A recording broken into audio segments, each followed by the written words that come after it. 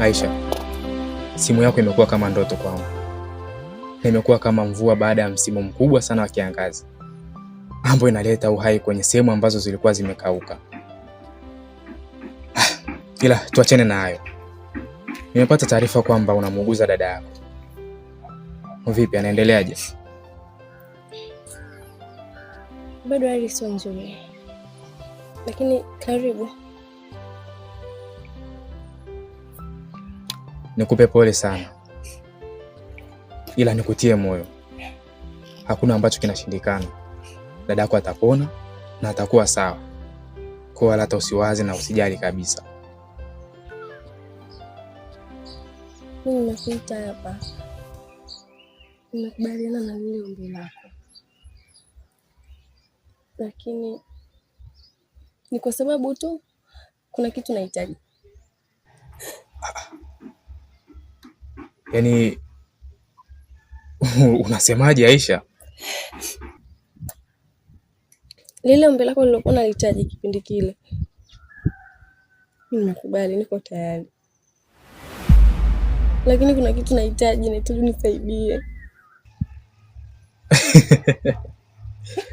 Aisha, lalala. Nisikilize Aisha, yaani kwa jinsi ambavyo nilivyokuwa nakuhitaji wewe, kwa jinsi ambavyo nimehangaika muda mrefu kukupata wewe, kitu chochote unachokitaka mimi naweza kukupatia, ili mradi niwe nawe mtoto mzuri. Haya, niambie kitu gani hicho?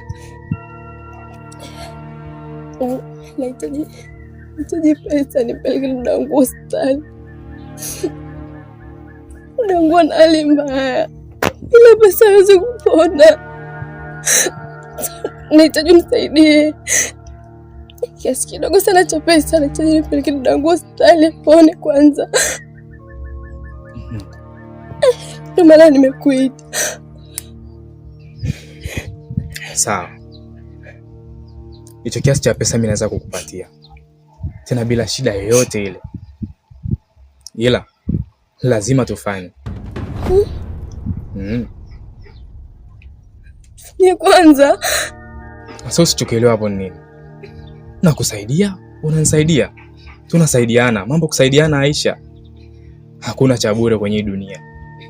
Sio, unanielewa? Sogea. Hapa. Ndio. Humu ndani kuna vyumba viwili. Na chumba chako kimoja unalala wewe peke yako. Kwa hiyo tunafanyia humo.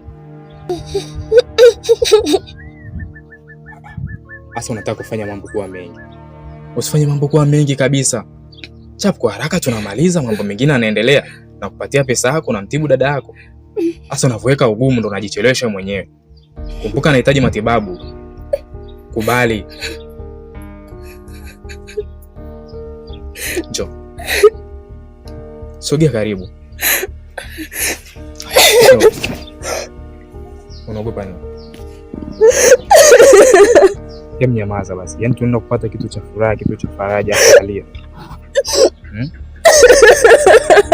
Humu ndani tunaenda kupata furaha. Sasa sioni haja wewe kujua.